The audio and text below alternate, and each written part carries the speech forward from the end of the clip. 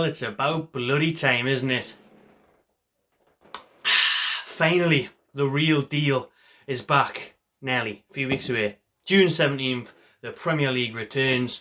Getting a bit bored of watching Schalke versus Oviedo St. Pet in the old retro games. Yeah. Ooh, let's watch the 4-1 over Sunderland years ago. Don't care. Even Sky Sports were doing it. PL retro. Let us see the real football back. Unfortunately, it won't be football as we know it. With the fans, with the atmosphere, with the buzz. Thankfully, it looks like they've ditched the idea of the whole neutral venue shite. So no George's Park, no fucking Heaton Park, no Central Park games being played there. We can all gather around St James's Park. All 50,000 of it, with Saudi Arabian flags, ready for the... Yeah, don't do that. Obviously don't do that. It's not a good idea. Won't be a good look. Won't last long. That's the last thing the Premier League want. It's fans together outside the stadiums, but it looks like it's going to be that way, where the games are at home, so there'll still be games at St James's Park. There'll obviously be a shit ton of police and restrictions, roadblocks, everything like that to stop fans getting to the ground, as well as any other stadium in the country, you know, to stop fans gathering. You've seen a bit of it in France and when their lockdown was starting, things like that, in Germany. So Germany's just worked well so far, hasn't it? The Bundesliga project restart of the Premier League, looking to follow suit really. Seen the exam papers from Germany, thought they'd give them a copy. Good. And the best thing to come out of all this as well is the free-to-air Premier League games. Yes. I think they've said 25 games out of the 64 games left on Sky Sports will be free-to-air. Yeah, 64 live games left on Sky, 25 free-to-air. We'll get into all that in a minute. We'll just go and read off the breaking news that is from Sky, from everywhere, that Premier League football is to return on the 17th of June. The 17th of June is for two fixtures, these teams who have got games in hand. So that is Aston Villa versus Sheffield United and Manchester City versus Arsenal. Although the first two games of the Premier League resumes next month before the first round of fixtures starting on the weekend, Friday the 19th of June. So there'll be a game on Friday night as well. Merseyside derbies to come, apparently that's all free to air as well. Like I say, we'll get into that. Like I say, after the Arsenal and Man City game, the Sheffield United Villa game, everyone will be on 29 Premier League matches played for this season. And from there, first full weekend of Premier League action, like I say, will be June 19th, June 21st.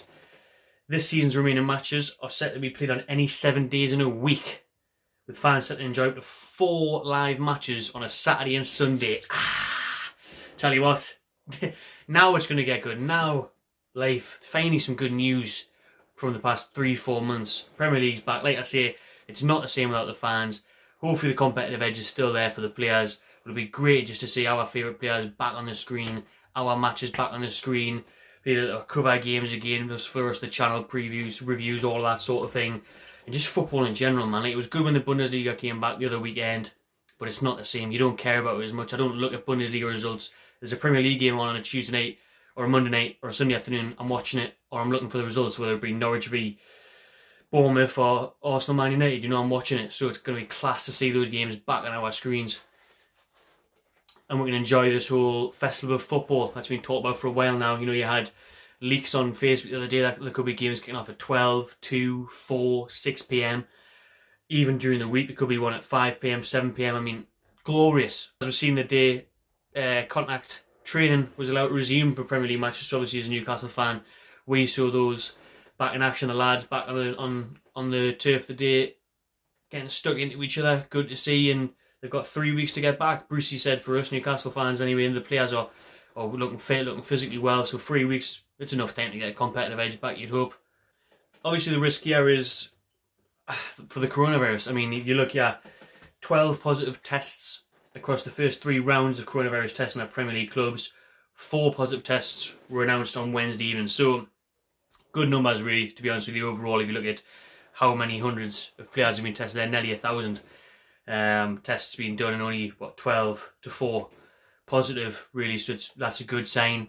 That's the main thing. Obviously, we all want football back. It's been ages since we had a taste of football, and it can only come back when it's ready, though. So it seems like it's ready enough for the players to do it. I think all you've got to do, like I say, is look at what's happening in Germany, what's going to happen with La Liga and stuff like that. Everyone's just going to bring it back. Safety first, limited numbers in the stadium, protection, you know, PPE, and then on the pitch. It's a bit daft, though, at the same time, because I remember the first round of Bundesliga fixtures, you had the old elbow nudges, and then last weekend, jumping all over each other. It was no matter. That's going to happen.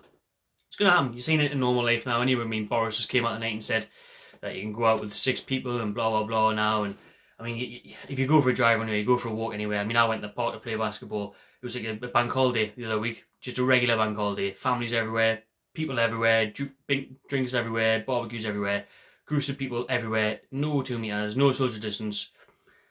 People will inevitably just go back to the old, and when it's nice weather, you look at the beaches, hundreds, thousands of people there. So the full fixture schedule, I've had people messaging us about this, like who's Newcastle's first game and stuff. Does it come from when we left off, or is it someone else? Wait and see. Yet to be confirmed, including dates and kick-off times. Plenty of big derbies and crunch classes at the top and bottom still in store. So yeah, they haven't really released the lineup. I'd imagine they'd just pick up where they left off, wouldn't they? So we'll wait and see. That should be announced in due course. Mentioned the whole neutral venue thing isn't going ahead, so Premier League home advantage wiped out. Helped Newcastle a lot this season. You think of big wins over Chelsea, Man United, big draws against Manchester City, you know, where we've carried the team through it. So it's worrying in a way, because I think we do play a big part, and I'm sure a lot of other fans of other clubs will say the same. I mean, would Watford have beaten Liverpool 3-0 if it wasn't at Vicarage Road in front of a packed stadium? I don't think so. So it's going to be tricky. It's going to be hard to assess. Hopefully it doesn't bear that much of a disadvantage. Also got to remember that the other team doesn't have fans either, so it's vice versa. It's pretty fair, really, because they haven't got the travelling away fans. Then you've got your home game next week, so what can you do? Unheard of times, these. So the main thing for Premier League is in finishing the deal. There's only been 5 home wins in 27 Bundesliga games played behind closed doors, suggesting home advantage is wiped out without fans. Into the nitty gritty then, TV stuff. Like we said, 64 games left on Sky, 25 available for free to air, including the Merseyside derby on the first weekend back, June 19th to the 21st, so that's lovely stuff, great to see. With 92 Premier League matches of the current season remaining, Sky Sports subscribers will be able to watch 39 exclusive live games with a further 25 available, more widely via Sky's free-to-air Pick channel and simulcast on Sky Sports, allowing the whole nation to be a part of the return to live sport. Some geezer from Sky here, high up, has said, "We have developed some terrific new innovations to give football fans the very best experience of watching live sport. When going to the match with family and friends isn't possible, and we look forward to sharing these with football fans shortly." Interesting to see what Sky have got planned, new features, innovations. The Premier League will be shown on terrestrial television for the first time since it was founded in 1992. So now 20 years later, the peasants like me and you, unless you do illegal streaming, obviously don't condone that, would never do that, ever, we'll be able to watch the Premier League on BBC. Comfort your own home, free of charge, apart from your TV licence obviously, which also you should definitely pay that. BBC to host 4 live Premier League games, the whole 4 out of the 92 that remain. BT Sport will show a total of 20 live games, and Amazon Prime will also show 4. Don't know why I keep doing that with 4, like you don't know what number 4 is. Yeah, that's it then. There's some quick news for you on this sunny Thursday afternoon. Hope you're all well.